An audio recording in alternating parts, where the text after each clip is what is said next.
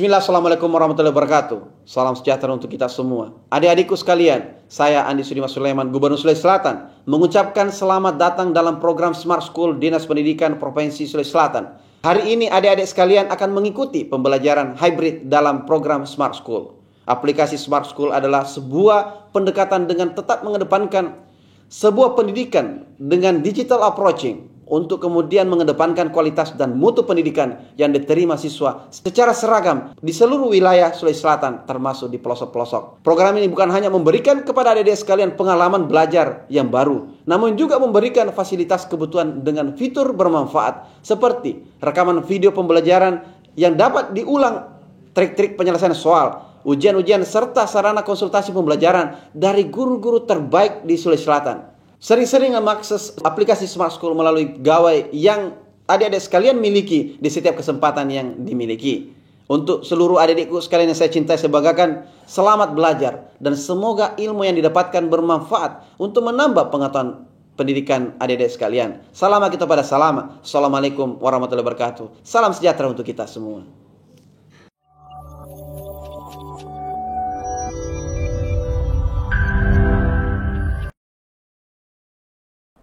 Assalamualaikum warahmatullahi wabarakatuh. Selamat pagi anak-anakku sekalian. Apa kabar kalian hari ini? Bu Guru berharap semua dalam keadaan sehat walafiat.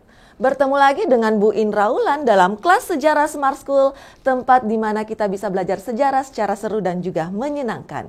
Generasi smart, berkarakter, cerdas Ki.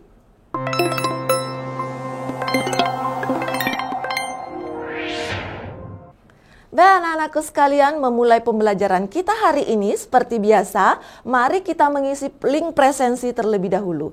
Silahkan dipindai link QR Code yang sudah Bu Guru tampilkan di layar TV smart kalian masing-masing.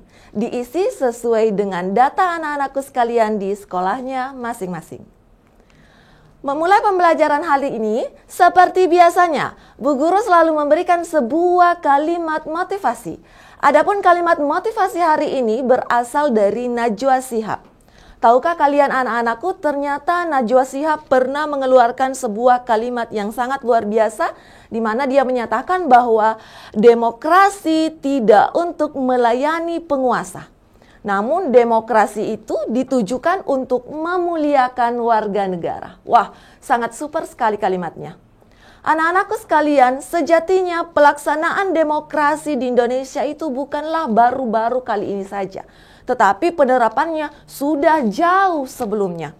Namun, yang menjadi pertanyaan adalah, sudahkah penerapan demokrasi di Indonesia kita ini sudah berjalan sesuai dengan semestinya?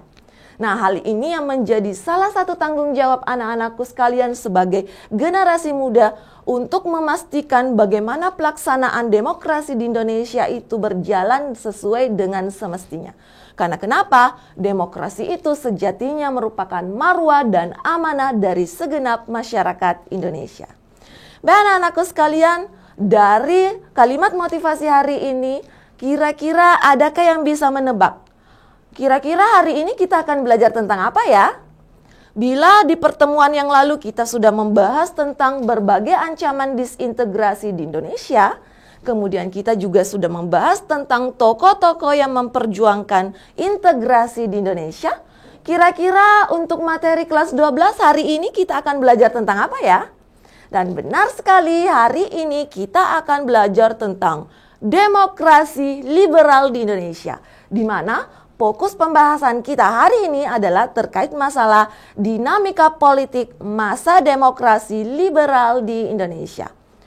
Anak-anakku sekalian, para generasi smart, dalam judul atau topik yang akan kita bahas hari ini terdapat dua kalimat penting di sana, yakni demokrasi liberal. Wah, kira-kira apa ya yang dimaksud dengan demokrasi liberal dan seperti apa sih penerapannya di Indonesia? Sebelum kita melangkah kepada materi tersebut, terlebih dahulu mari kita lihat apa sih yang menjadi tujuan pembelajaran kita hari ini.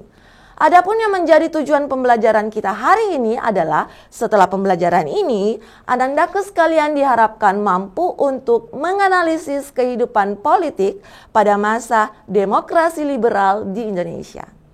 Biar anak-anakku sekalian, sebagaimana yang sudah Bu Guru utarakan sebelumnya, terlebih dahulu kita harus mengerti apa sih yang dimaksud dengan demokrasi liberal.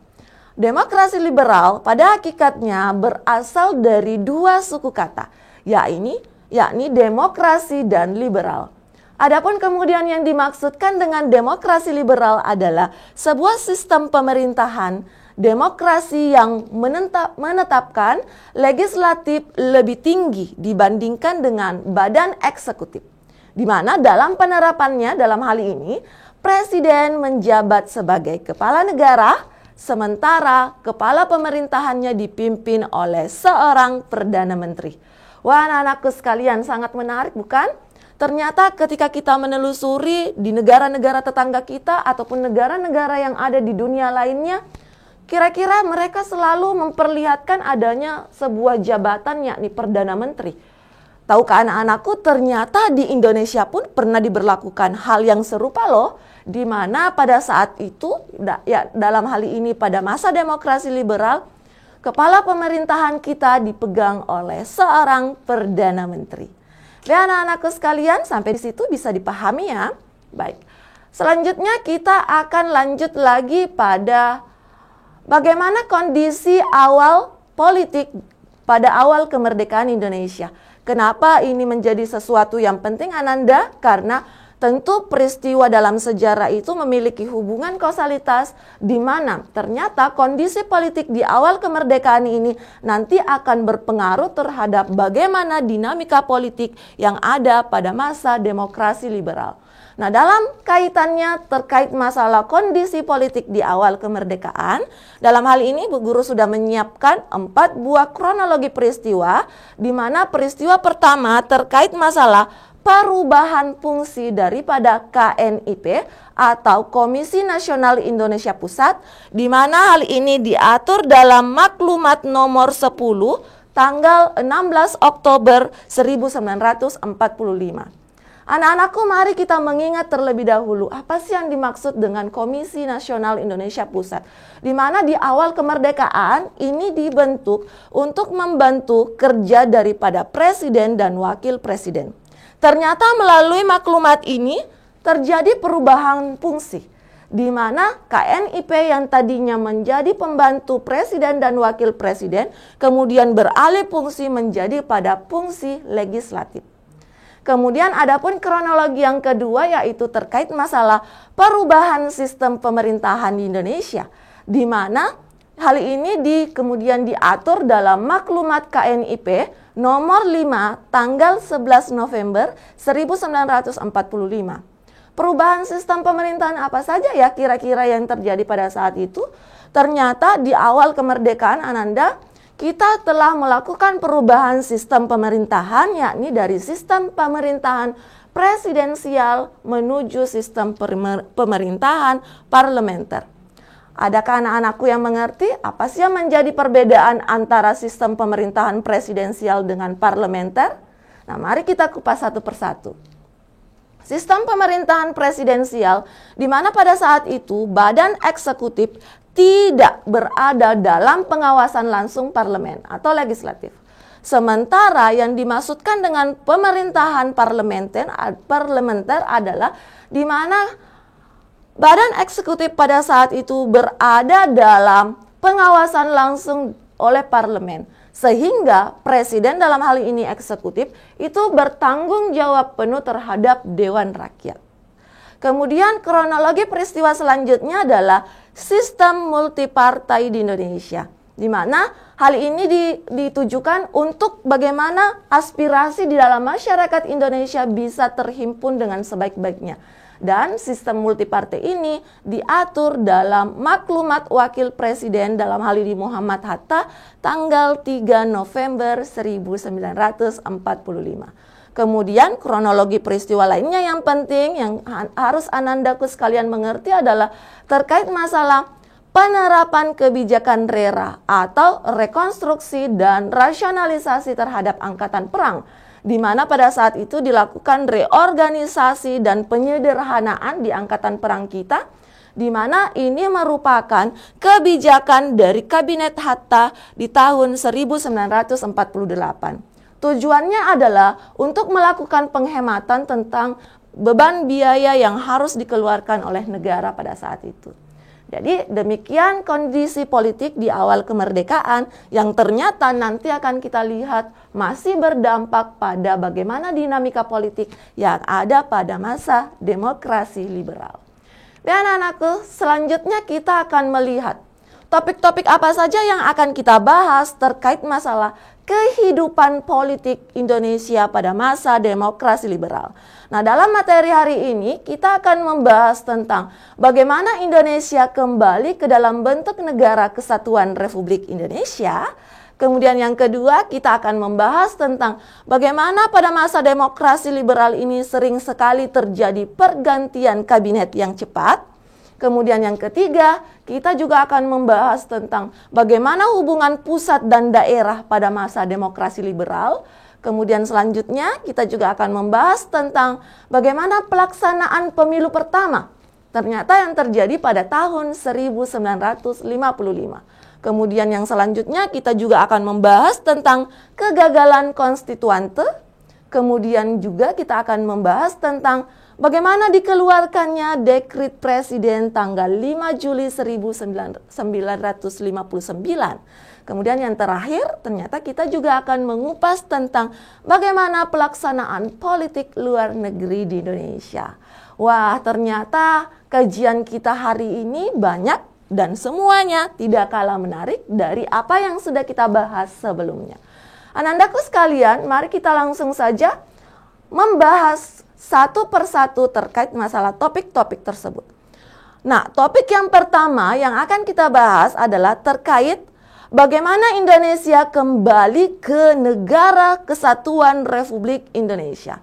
Nah, dalam materi ini harus kita perhatikan adalah adanya kata kembali. Berarti dalam hal ini Indonesia sebelumnya pernah menerapkan negara kesatuan, di mana hal ini berlaku di tahun 1945 hingga 1949.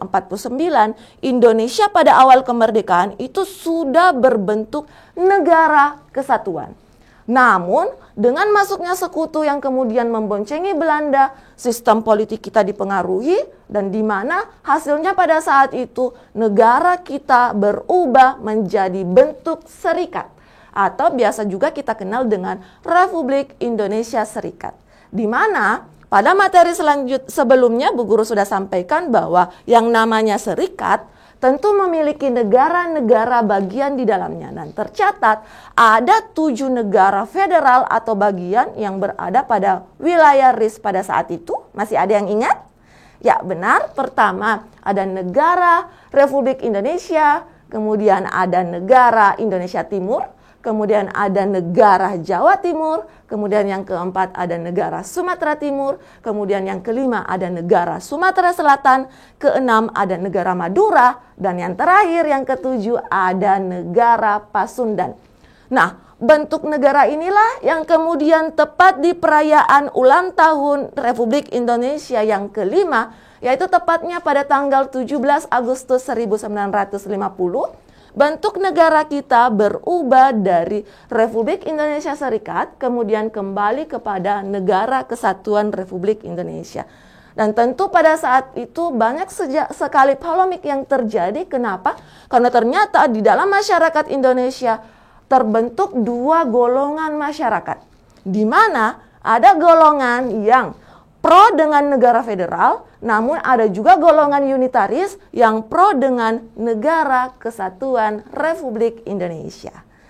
Dan anak-anakku sekalian, selanjutnya kita akan membahas tentang bagaimana pergantian kabinet yang terjadi secara cepat pada masa demokrasi liberal.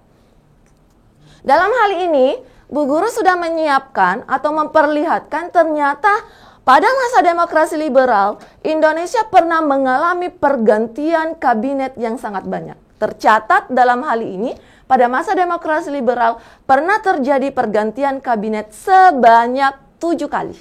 Adapun kabinet yang pertama yaitu Kabinet Natsir yang kemudian memerintah sekitar September 1950 sampai dengan Maret 1951, kemudian nantinya akan digantikan oleh kabinet yang kedua yakni Kabinet Sukiman yang memerintah pada April 1951 hingga Februari 1952. Kemudian nanti ada juga kabinet yang ketiga yakni Kabinet Wilopo. Kemudian Kabinet Wilopo akan digantikan oleh kabinet yang keempat yakni Kabinet Ali Sastroamidjojo pertama. Kemudian nanti akan digantikan lagi oleh kabinet yang kelima yaitu Kabinet Burhanuddin Harahap.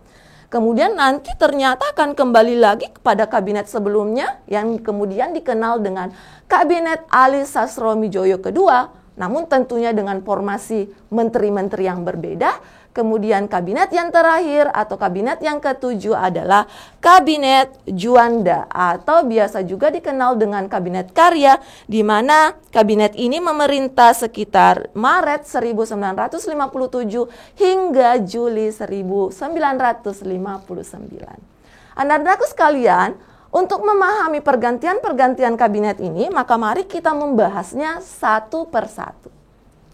Kabinet yang pertama, yakni Kabinet Natsir, di mana diperkirakan Kabinet Natsir ini menjabat sekitar 6 September 1950 hingga 21 Maret 1951. Kabinet Natsir ini sendiri adalah kabinet pertama yang dibentuk setelah RIS itu dibubarkan, atau bisa juga dikatakan bahwa Kabinet Natsir ini adalah kabinet pertama yang dibentuk pada masa demokrasi liberal, di mana adapun yang kemudian menjadi koalisi daripada kabinet ini, jadi kabinet ini merupakan koalisi dari Partai Masyumi sebagai pimpinannya. Nah, adapun kemudian program kerja dari kabinet ini yakni pertama, bagaimana menggiatkan usaha keamanan dan ketentraman dalam negeri, di mana kita ketahui pada masa demokrasi liberal ternyata juga tidak jauh dari berbagai ancaman disintegrasi dari gerakan-gerakan pemberontakan yang berasal dari daerah. Kemudian program kerja selanjutnya yaitu melakukan konsolidasi dan penyempurnaan pemerintahan, di mana Nanda masih ingat pembahasan kita yang sebelumnya bahwasanya ternyata pernah terjadi pergantian sistem pemerintahan dari presidensial menjadi parlementer. Kemudian yang ketiga, terkait masalah penyempurnaan organisasi angkatan perang, ini tentu juga akan berkaitan dengan kebijakan yang terdahulu yakni RERA ya di tahun 1948. Kemudian bagaimana mengembangkan dan memperkuat ekonomi kerakyatan. Kemudian yang selanjutnya, program kerja dari Kabinet Natsir ini adalah memperjuangkan penyelesaian masalah Irian Barat. Nah, dalam Kabinet Natsir tercatat beberapa keberhasilan yang bisa didapatkan oleh kabinet pada saat itu. Berikut adalah beberapa prestasi yang dihadirkan oleh Kabinet Natsir, yaitu pertama, pada masa Kabinet Natsirlah Indonesia pertama kali menjadi anggota Perserikatan Bangsa-Bangsa atau PBB. Dan pada masa Kabinet Natsir jugalah pertama kali kita membahas masalah Irian Barat dalam forum dunia. Kemudian yang terakhir, pada masa Kabinet Natsir jugalah pada saat itu kita sudah mulai menerapkan sistem politik luar negeri yang bebas aktif.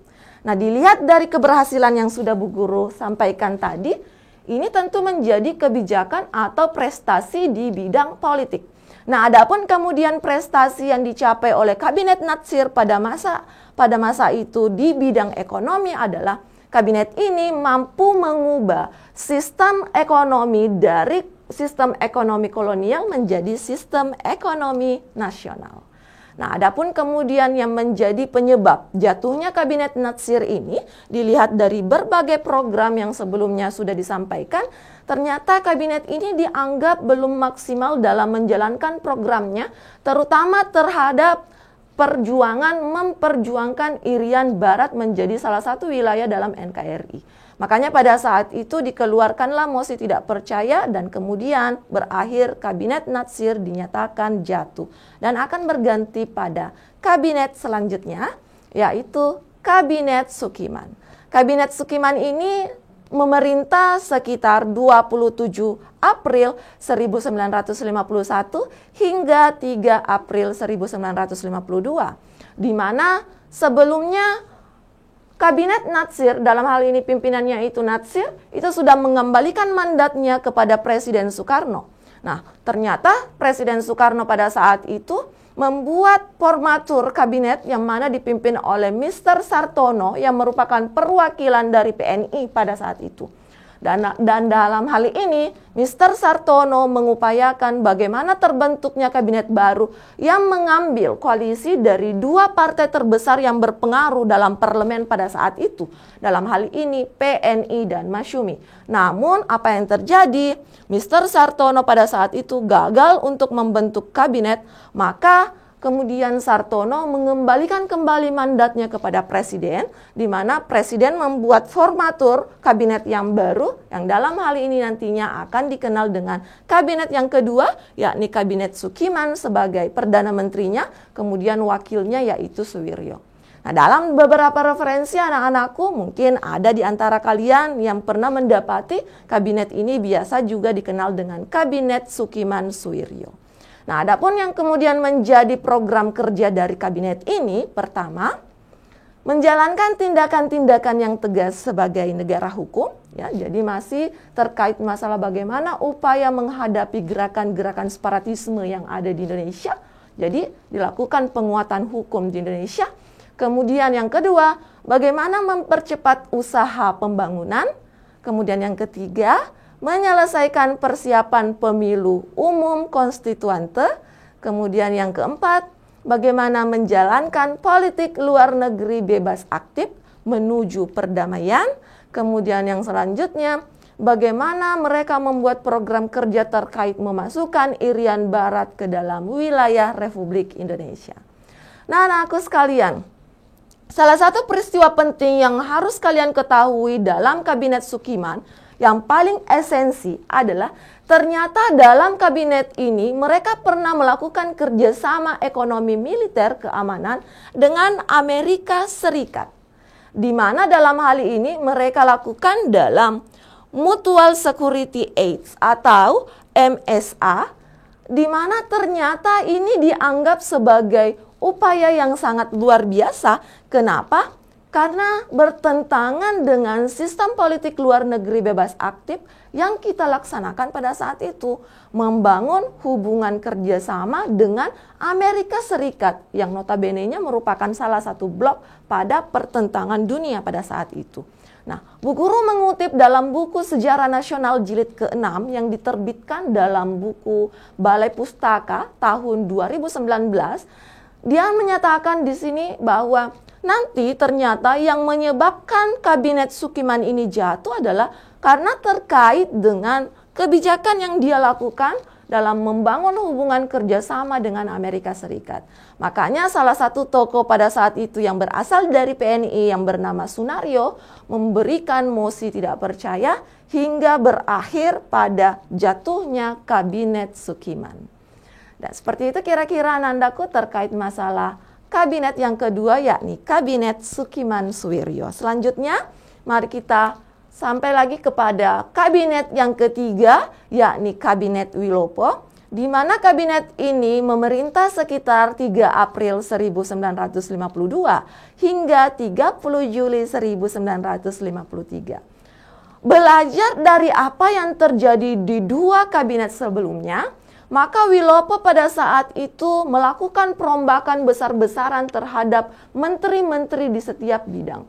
Hal ini ditujukan untuk agar konflik-konflik yang terjadi dalam intern parlemen pada saat di dua kabinet sebelumnya tidak terjadi. Maka adapun sistem yang dilakukan oleh Wilopo dalam mengambil menteri-menterinya atau mengukuhkan menteri-menterinya pada saat itu dikenal dengan istilah Kabinet Second atau Second Cabinet, di mana anggota dari menteri-menterinya diambil dari para tokoh-tokoh ahli yang mahir di bidangnya. Nah, makanya Kabinet Wilopo ini biasa juga dikenal dengan Kabinet Second. Nah, adapun kemudian yang menjadi program kerja daripada Kabinet Wilopo di sini terbagi menjadi beberapa bidang. Pertama, di bidang pendidikan dan pengajaran, Wilopo berusaha untuk mempercepat usaha perbaikan untuk pembaharuan pendidikan dan pengajaran. Kemudian di bidang perburuan, Wilopo mengupayakan pelengkapan undang-undang perburuan. Kemudian di bidang keamanan, melakukan penyempurnaan organisasi alat-alat kekuasaan negara. Kemudian di bidang selanjutnya, yakni di bidang luar negeri, yaitu dengan meneruskan perjuangan merebut Irian Barat. Kemudian Kabinet Wilopo dalam hal ini juga membuat sebuah program, yaitu bagaimana menyelesaikan masalah kerjasama dengan Amerika Serikat yang telah dijalin pada kabinet sebelumnya, dalam hal ini Kabinet Sukiman.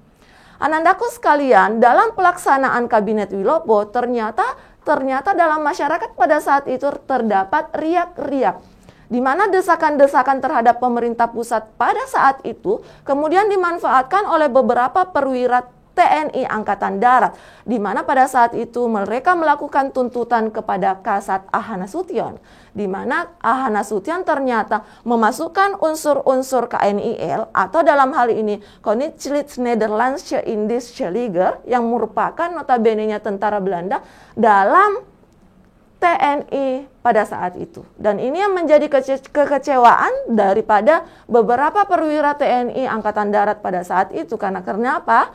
Ternyata dalam pelaksanaannya banyak sekali mantan atau yang diambil dari KNIL ini memiliki jabatan yang lebih tinggi dibandingkan dengan pasukan-pasukan gerilya TNI pada saat itu.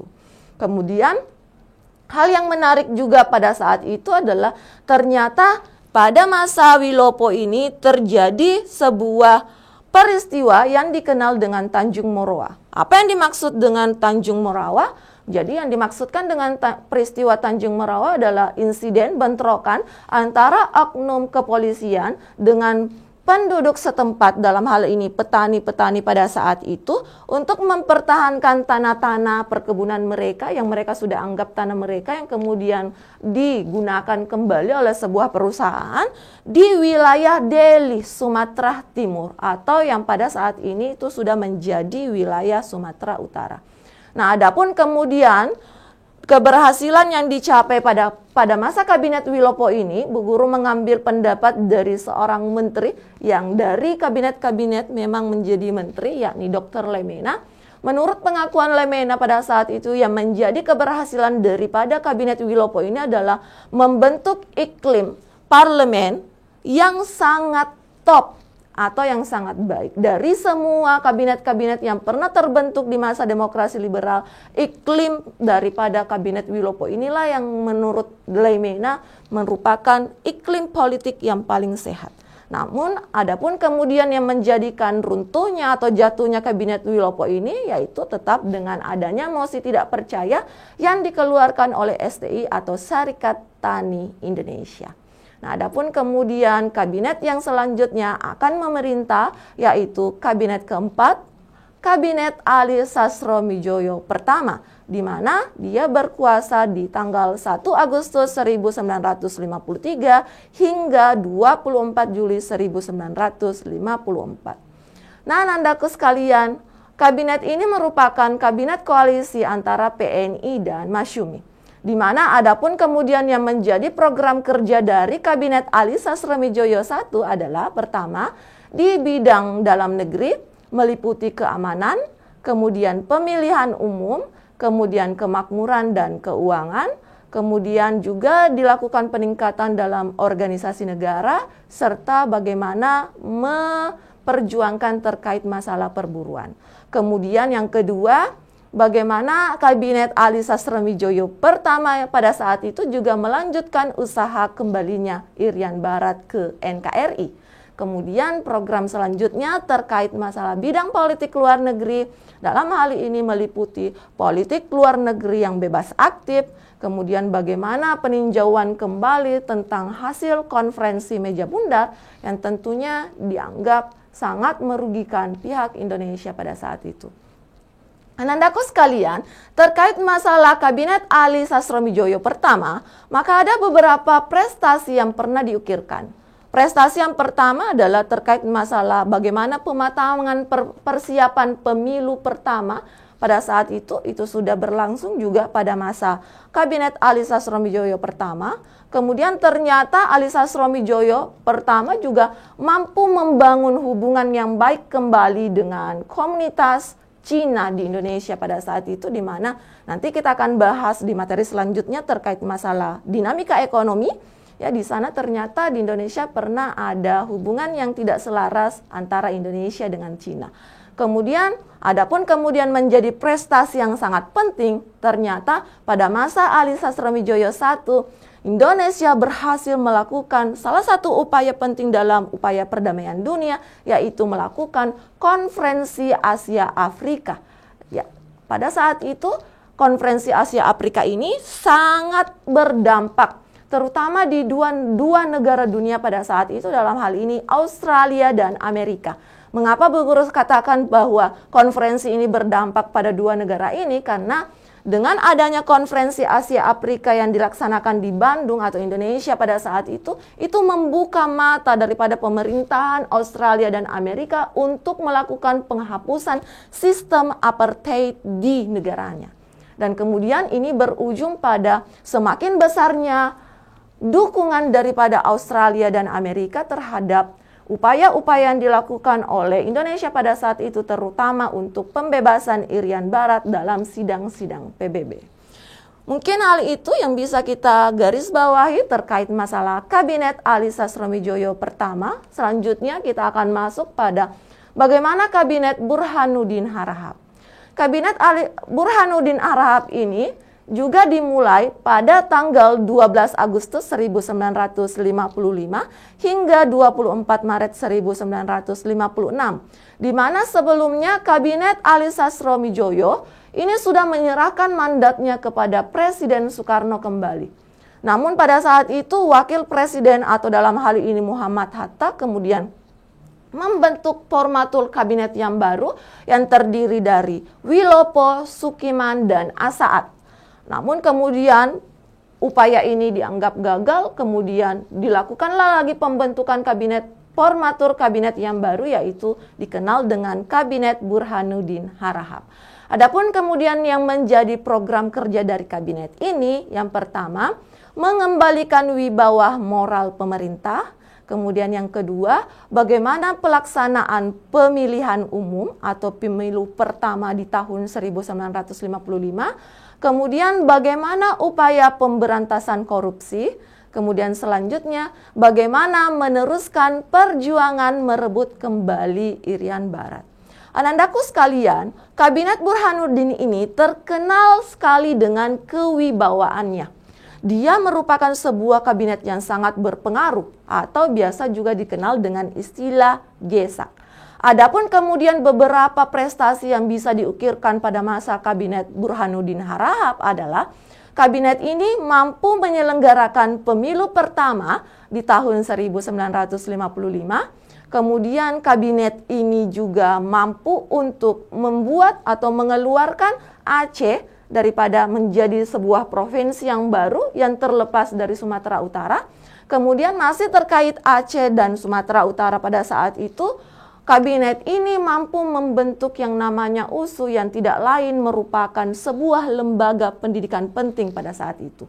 Dan adapun prestasi yang lain daripada Burhanuddin Harahap adalah dengan kemampuan mereka membubarkan Uni Indonesia Belanda. Nah, jadi adapun kemudian yang menjadi keberhasilan Burhanuddin Harahap ini sangatlah pada saat itu meningkatkan kewibawaan daripada Parlemen Indonesia.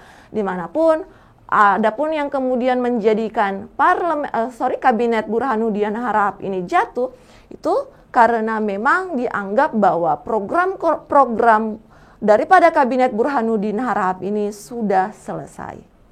Baik anak-anakku, selanjutnya kita lanjut lagi pada Kabinet Ali Sastroamidjojo kedua, di mana kabinet ini memerintah di tanggal 24 Maret 1956 hingga 14 Maret 1957. Adapun kemudian yang menjadi program kerja dari kabinet ini adalah terkait masalah pembatalan hasil konferensi meja bundar. Kemudian yang kedua masih tentang meneruskan perjuangan Irian Barat. Kemudian di bidang dalam negeri, bagaimana mengupayakan keamanan, perekonomian, dan keuangan, serta pendidikan Indonesia yang lebih baik. Kemudian di bidang politik luar negeri, di bidang luar negeri, meliputi bagaimana pelaksanaan politik luar negeri bebas aktif, dan kemudian bagaimana meneruskan kerjasama dengan negara-negara Asia Afrika.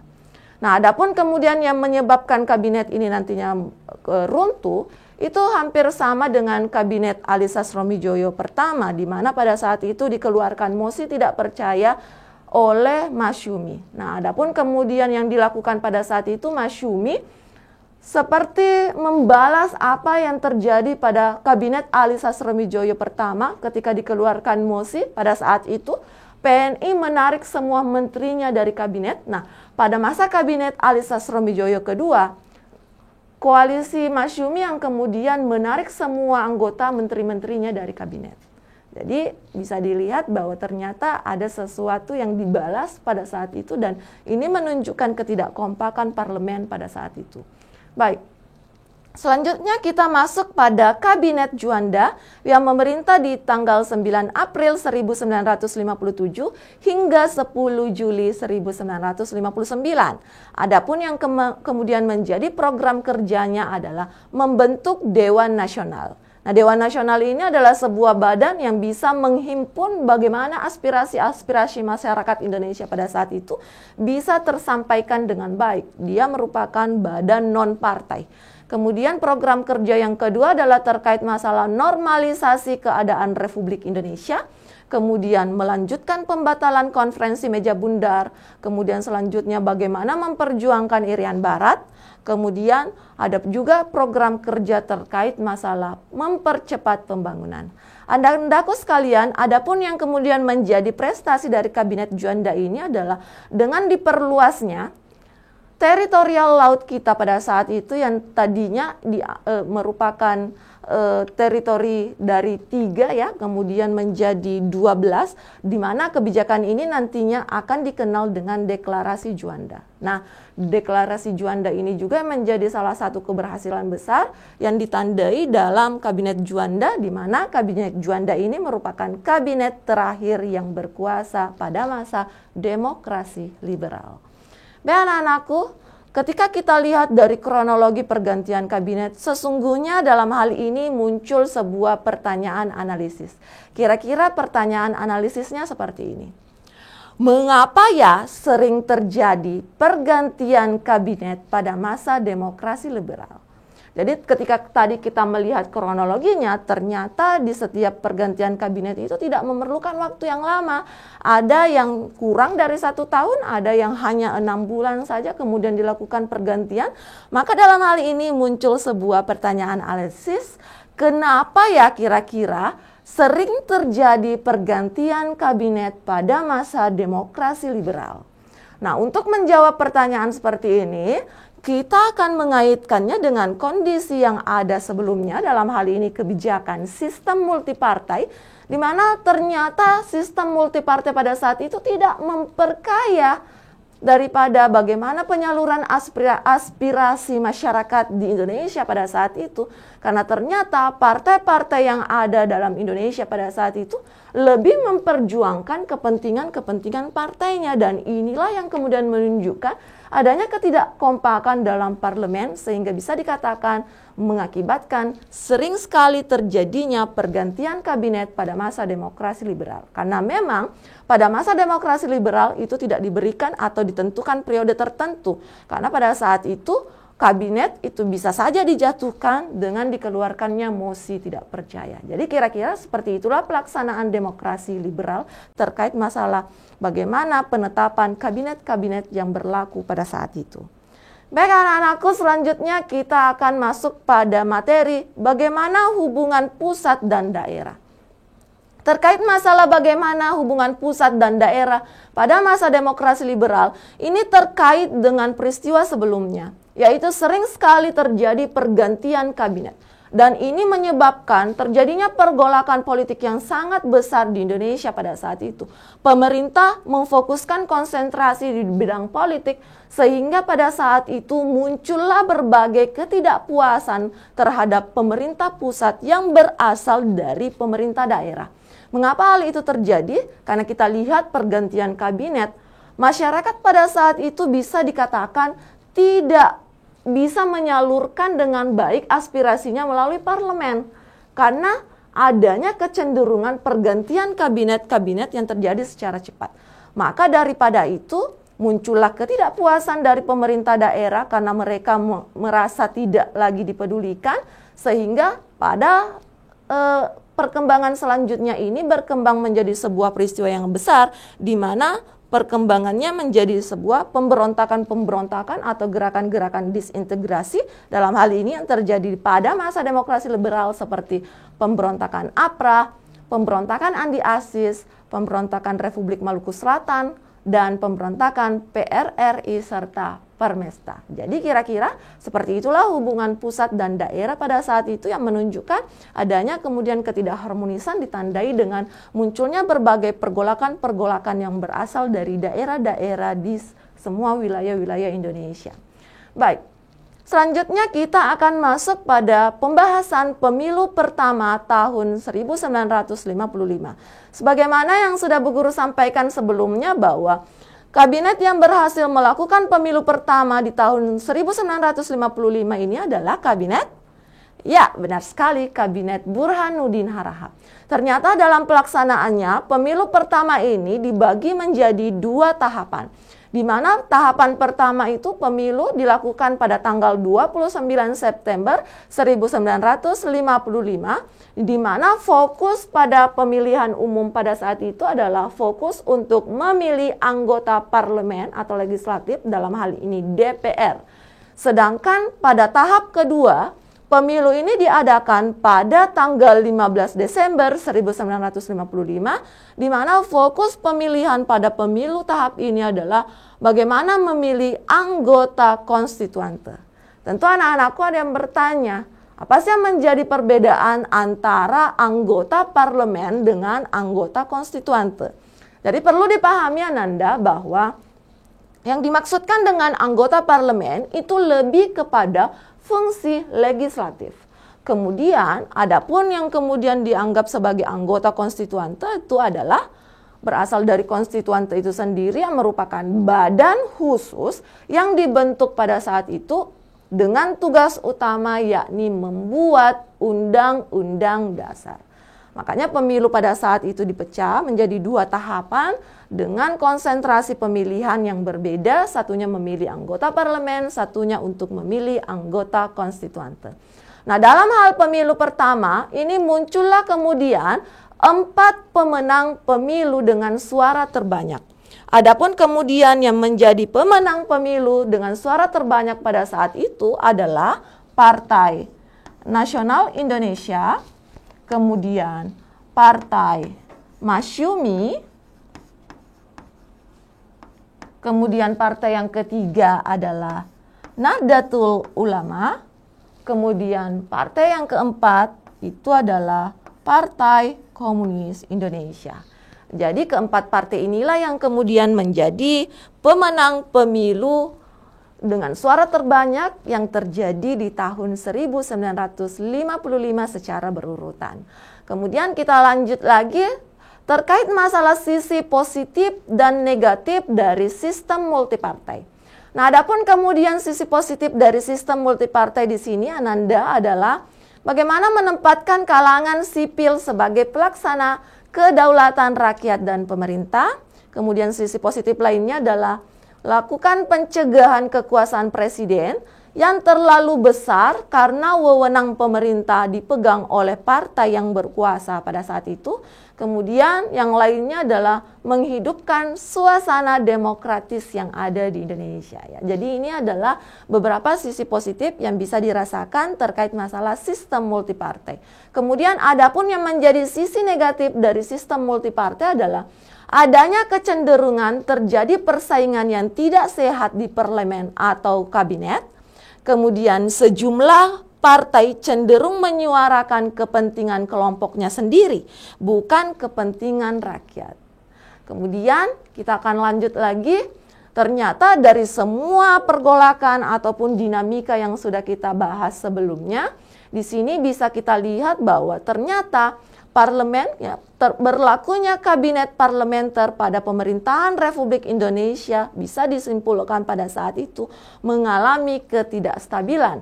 Adapun kemudian faktor yang menyebabkan ketidakstabilan kabinet parlementer pemerintahan Republik Indonesia pada saat itu adalah pertama, karena partai politik lebih mementingkan kepentingan golongan masing-masing sehingga pada saat itu kabinet jatuh bangun. Kemudian yang kedua, partai politik tidak mencerminkan dukungan rakyat, tetapi lebih mencerminkan bagaimana mereka memperjuangkan kepentingan partai-partainya sendiri. Kemudian partai politik yang berkuasa tidak dapat melaksanakan program sebab masa kerja daripada kabinet tersebut yang pendek. Baik anandaku, selanjutnya kita lanjut lagi pada materi tentang kegagalan konstituante. Di awal pertemuan tadi juga sudah pernah dijelaskan bahwa konstituante itu adalah sebuah badan khusus yang dibentuk oleh Soekarno pada saat itu dengan satu tugas, yakni bagaimana membentuk undang-undang yang diinginkan oleh atau bisa menghimpun segala aspirasi rakyat Indonesia pada saat itu. Namun pada kenyataannya ternyata badan konstituante ini mengalami kegagalan dalam membentuk undang-undang. Nah, adapun kemudian yang menyebabkan kegagalan konstituante ini adalah karena perdebatan yang berlarut-larut. Di mana kita ketahui konstituante ini Ananda itu berasal dari perwakilan-perwakilan partai yang memiliki kepentingan yang berbeda-beda. Dan ini yang kemudian menyebabkan di parlemen sendiri itu sering sekali terjadi perdebatan yang berlarut-larut. Kemudian persaingan antar partai dan kemudian ada juga ternyata desakan untuk bagaimana Indonesia itu kembali menggunakan UUD atau Undang-Undang Dasar tahun 1945. Kemudian adapun yang menjadi follow up atau langkah lanjutan pada saat itu upaya yang dilakukan oleh Soekarno, di mana Soekarno dalam hal ini mengusulkan agar UUD 1945 diberlakukan kembali sebagai konstitusi negara, dan kemudian nanti juga upaya lainnya atau tindak lanjut lainnya adalah dengan dibubarkannya konstituante. Baik, lanjut lagi kita kepada Dekret Presiden 5 Juli 1959. Anandaku sekalian, tahukah kalian apa sih yang dimaksud dengan dekret? Dan kapan sih dekret itu bisa dikeluarkan? Jadi, anandaku sekalian, ternyata di awal kemerdekaan, Presiden Soekarno pernah mengeluarkan sebuah dekret, yaitu pada tanggal 5 Juli 1959, di mana dekret itu sendiri bermakna sebagai sebuah ketetapan yang berasal dari pimpinan atau kepala negara pada saat itu, di mana dekret ini tidak asal dikeluarkan, tetapi hanya dikeluarkan bila mana negara pada saat itu dianggap dalam kondisi darurat. Nah, ternyata pada masa pergolakan politik yang ada pada masa demokrasi liberal, Indonesia pada saat itu sudah dikategorikan dalam kondisi yang darurat. Mengapa? Karena kita lihat tadi ya, pergolakan politik yang sangat besar, sehingga kemudian tentu berdampak pada bidang-bidang lainnya, terutama pada bagaimana penghambatan yang terjadi di pembangunan nasional.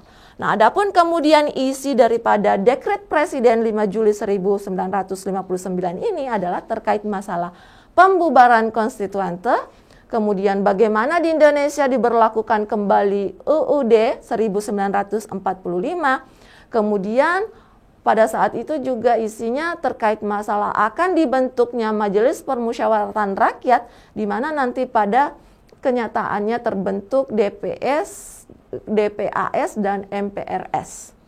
Baik, seperti itu kira-kira terkait masalah dekret presiden. Selanjutnya kita masuk pada pembahasan politik luar negeri Indonesia.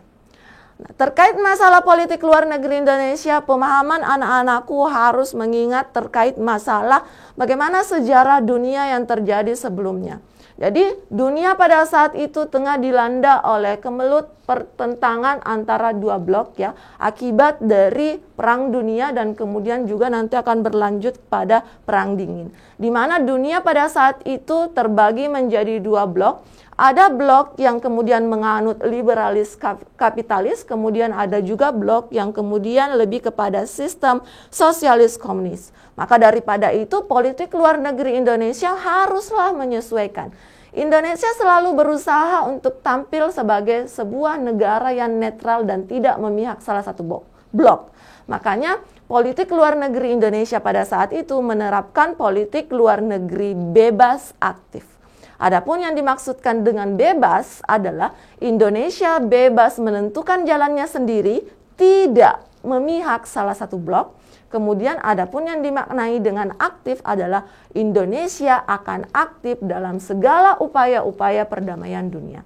Nah, adapun kemudian yang bisa terlaksana terkait masalah politik luar negeri Indonesia sebagai salah satu bentuk prestasi kita pada saat itu adalah di mana Indonesia berhasil melaksanakan konferensi Asia Afrika dalam hal ini di Bandung pada bulan April 1955.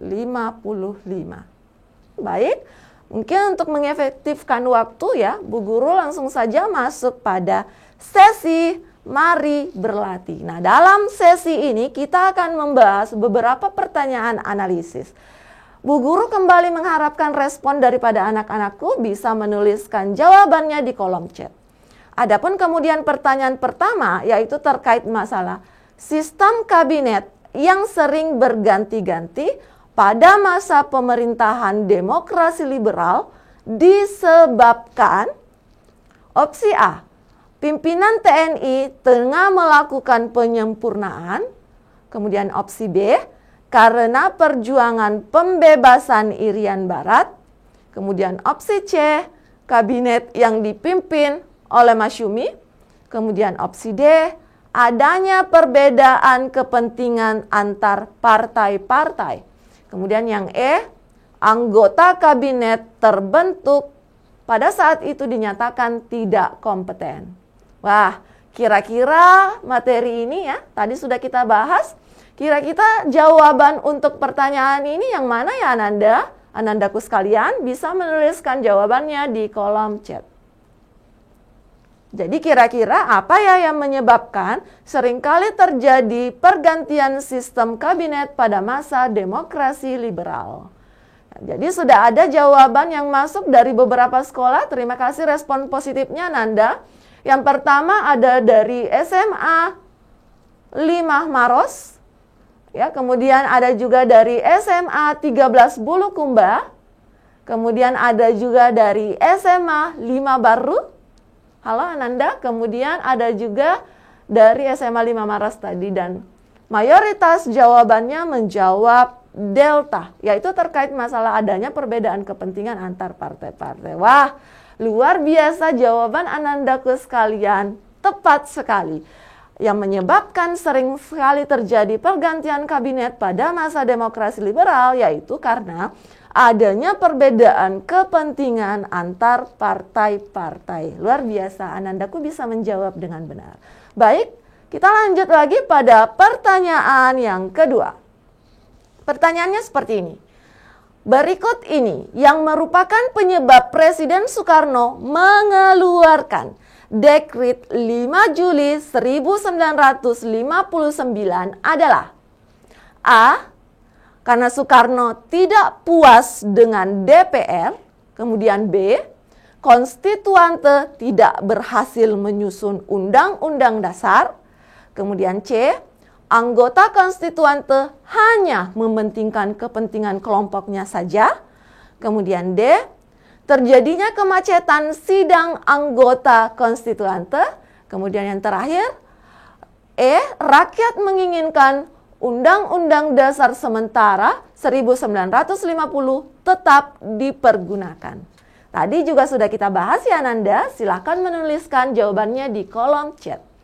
Kira-kira apa ya yang menjadi penyebab Presiden Soekarno ya darurat dalam kondisi darurat mengeluarkan Dekret 5 Juli 1959. Jadi sudah ada lagi jawaban dari SMA 5 Baros. Terima kasih nak respon positifnya. Ada juga jawaban dari SMA Negeri 13 Bulukumba. Ada juga jawaban dari respon positif dari SMA Negeri 11 Takalar. Ini agak beragam jawabannya ya. Kemudian ada juga jawaban dari SMA Negeri 5 Baru. Jadi Bu Guru lihat di sini ada dua opsi jawaban yang berbeda. Ada yang menjawab C, kemudian ada juga yang menjawab E. Ya. Nah, untuk jawaban dari pertanyaan ini coba diingat-ingat lagi Ananda, kenapa pada saat itu dekret presiden itu dikeluarkan, kemudian Anandaku juga bisa menganalisis dari apa yang menjadi isi daripada dekret 5 Juli, itu ada kaitannya dengan konstituante. Maka yang menjadi jawaban untuk pertanyaan ini adalah bravo, yaitu karena adanya konstituante yang tidak berhasil menyusun undang-undang. Mengapa demikian? Karena ini akan menunjukkan kondisi darurat di Indonesia. Dari segi perundang-undangan saja, kita belum ada kejelasan harus menggunakan yang mana. Apakah tetap menggunakan UUD 1945 ataukah kembali kepada Undang-Undang 1945 atau kemudian dibentuk undang-undang yang baru. Maka dengan gagalnya konstituante itu menjadi upaya atau alasan mengapa dikeluarkannya Dekret 5 Juli 1959. Baik, kita lanjut lagi di pertanyaan selanjutnya, yaitu untuk mengatasi krisis kewibawaan pemerintah akibat penerapan demokrasi liberal di Indonesia, maka tanggal 21 Februari 1957, Soekarno menawarkan konsepsinya di hadapan para tokoh politik dan militer. Di antara konsepsi tersebut adalah tentang Kabinet Kaki 4. Sekarang yang menjadi pertanyaannya adalah, kira-kira apa yang dimaksud dengan Kabinet Kaki 4? Opsi A, didukung oleh semua masyarakat dari seluruh penjuru mata angin. Kemudian B, didukung oleh 4 partai pemenang pemilu, dalam hal ini Masyumi, Nahdlatul Ulama, PKI, dan PNI. Kemudian C, didukung oleh semua tokoh masyarakat. Kemudian D, memiliki 4 program dalam menyejahterakan bangsa. Kemudian opsi E, terkait masalah program partai sejumlah 4. Kira-kira jawabannya yang mana ya anak-anak? Anak-anakku silakan lagi merespon di kolom chat. Baik, sudah ada respon. Wah, ternyata ada respon baru, yakni dari Sinjai, dalam hal ini SMA Negeri 7 Sinjai. Terima kasih Ananda dari Sinjai. Kemudian ada juga dari Sekolah Negeri A ya. Ini mungkin nanti akan diubah namanya dulu. Kemudian rata-rata jawabannya membahas atau memberikan jawaban yang tepat adalah bravo. Dan benar sekali Ananda, untuk pertanyaan ini jawabannya adalah bravo. Adapun yang kemudian dimaksud dengan Kabinet Kaki 4 adalah kabinet yang didukung oleh partai pemenang pemilu pada saat itu, dalam hal ini Masyumi, NU, PKI, dan PNI. Dan anakku sekalian, sebelum Bu Guru mengakhiri pembelajaran kita hari ini, Bu Guru persilakan untuk memindai link QR Code. Link pertama ini adalah modul yang sengaja dibentuk oleh tim Smart School. Di dalamnya terdapat pembahasan materi dan juga berbagai latihan-latihan soal. Sudah ya?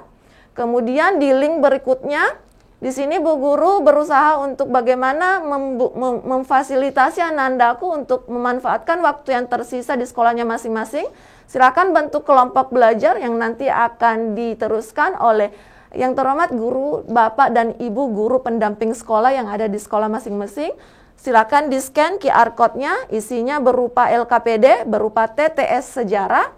Sudah ya? Kemudian selanjutnya ada pula Bu Guru siapkan terkait masalah link latihan soal-soal untuk memantapkan kembali bagaimana penguasaan materi Anandaku sekalian di sekolah masing-masing terkait masalah materi yang sudah kita bahas hari ini. Baik anak-anakku sekalian, tibalah kita di penghujung pertemuan kita hari ini. Terima kasih atas segala partisipasi aktif dan pemahaman serta perhatiannya untuk pembelajaran sejarah, tetap semangat dalam pembelajaran sejarah karena yang harus mengerti dan memahami identitas bangsa kita adalah kita sendiri sebagai bangsa Indonesia, di mana salah satu langkah terkecil yang bisa kita lakukan adalah dengan semangat belajar. Demikian dulu pertemuan kita hari ini. Bu Guru akhiri dengan salam Smart School, generasi smart, berkarakter, cerdas.